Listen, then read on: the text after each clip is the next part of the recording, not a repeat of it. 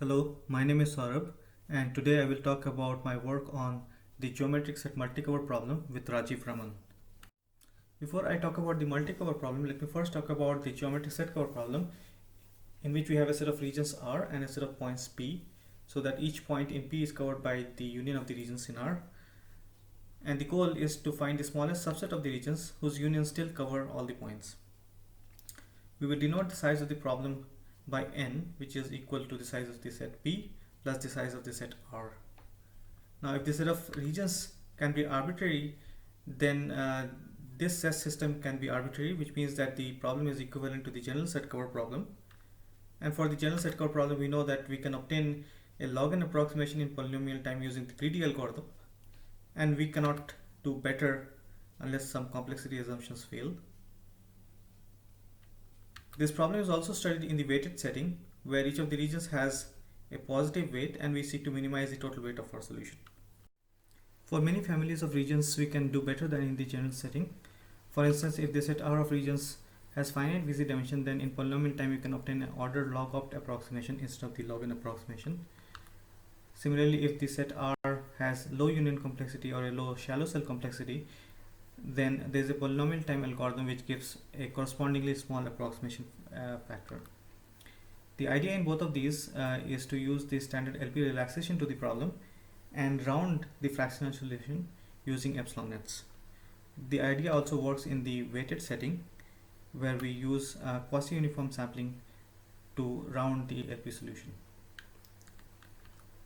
If R is a family of non-piercing regions in the plane, then there is a polynomial time approximation scheme, and the idea is to use local search. The problem remains NP hard even for simple regions like unit disks and squares in the plane, and it is in fact APX hard for nearly identical squares in the plane and for many other simple regions. The geometric set multicover problem is a generalization of the geometric set cover problem, in which each point P also has a demand dP and needs to be covered by at least dP distinct regions in the solution. Bunsell and Proust showed that if the arrangement of regions has low shallow cell complexity, then there exists a polynomial time algorithm with a correspondingly small approximation factor. And the idea again is to use the LP relaxation and round the fractional solution using quasi-uniform sampling. In this paper, we study the geometric set multicover problem for non-piercing regions in the plane. A family R of regions in the plane is said to be non-piercing if for any two regions A and B in the family, the following is true: both A minus B and B minus A are connected sets. For instance, these two regions form a non-piercing family because both A minus B and B minus A are connected. On the other hand, these two regions do not form a non-piercing family because A minus B in particular is not a connected set. There are several examples of non-piercing families in the plane. They include the set of disks in the plane, pseudodisks in the plane, unit height rectangles, homothetes of a convex set, and so on. Our broad approach is the following. As before, the input is a set of points P, a set of regions R, and a demand function D. We then considered the LP relaxation to this problem, in which we have a variable XR associated with each region R, and this variable lies between 0 and 1. Our goal is to minimize the sum of these variables, and for each point P, we require that the sum of the variables corresponding to the regions containing this point is at least D of P. Let X star be an optimal solution to this LP relaxation. Then our algorithm does two things. First, it uses X star to pick a sample S, which has the following properties. First, any region R is chosen into the sample with probability at most 1 plus epsilon times X star of R. And second, S satisfies all demands with a deficit of at most delta, which is some function of 1 over epsilon. This means that S does not really satisfy all the demands, but if the demand of a point is, say, D of P, then there are at least D of P minus delta regions in S covering that point. And then our algorithm considers the residual demands and obtains a p-task for that problem using local search. And let's say that this solution is D. Finally, our algorithm returns the union of these two solutions. Since both of these solutions are at most 1 plus epsilon times the optimal solution to the problem, the size of the return solution is at most 2 plus 2 epsilon. Let me now give some intuition for the first part of our algorithm. Let us suppose that we include each region R in our sample S independently with probability 1 plus epsilon times x star of R. Then any demand is satisfied in expectation, and in particular any large demand is very likely to be satisfied due to chain of bounds. And also we don't really care about small demands because we are permitted a deficit of delta. However, this doesn't quite work because there might be a lot of large demands and we will need to use union bound over all of those. And this problem is solved by quasi-uniform sampling, which is a dependent sampling technique and uses the fact that the family of regions has low shallow cell complexity to reduce dependencies. This approach is pretty much the same approach as the approach used in Bunsen and Proust's algorithm, and it's in fact a simplification of their algorithm. After the first phase, we look at the residual demands of each of these points, which are bounded by delta, and we claim that local search yields a p-task for this bounded demand problem. The local search algorithm that we use is the following standard algorithm used in many other applications. It has a parameter k, and we start with any feasible solution, which could be the set of all regions, which is definitely a feasible solution, and then we do the following as long as it's possible.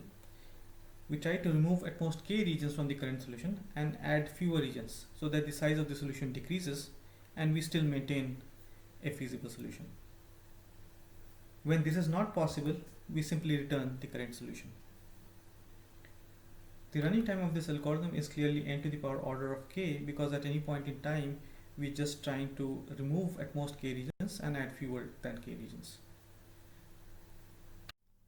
As I mentioned before, the same local search algorithm has been used for many problems.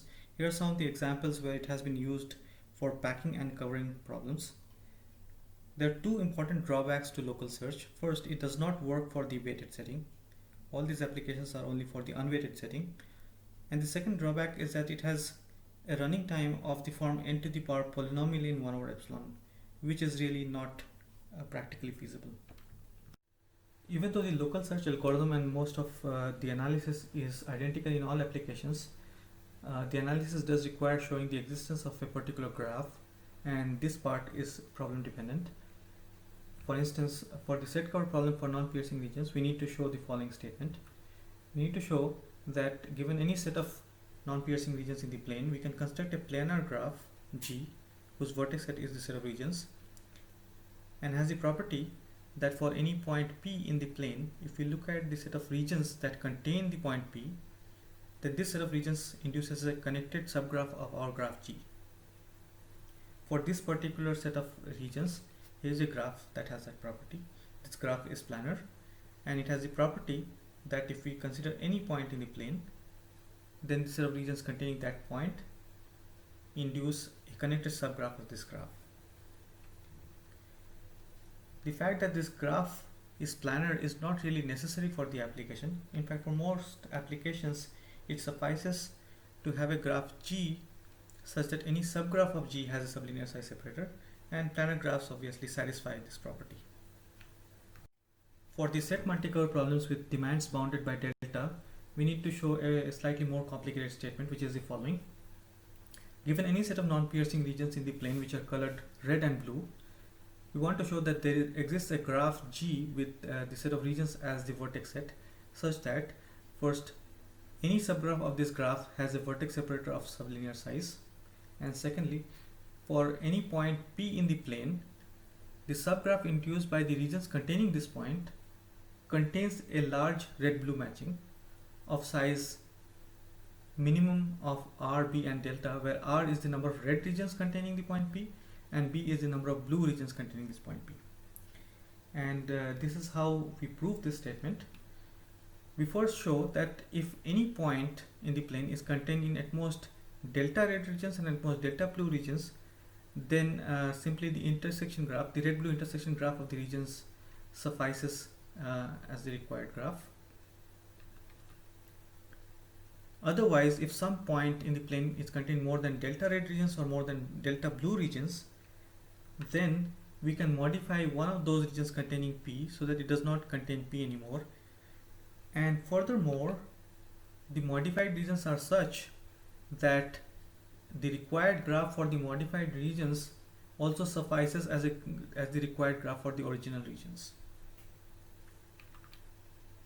And this modification is done using a technique called cell bypassing. I have deliberately left out a lot of technical details in this brief overview, but hopefully that gives you some idea of how our algorithm works. Here's an intriguing question that we were unable to answer. We used LP rounding along with local search to obtain a 2 plus epsilon approximation. However, for all we know, local search by itself could yield epitas.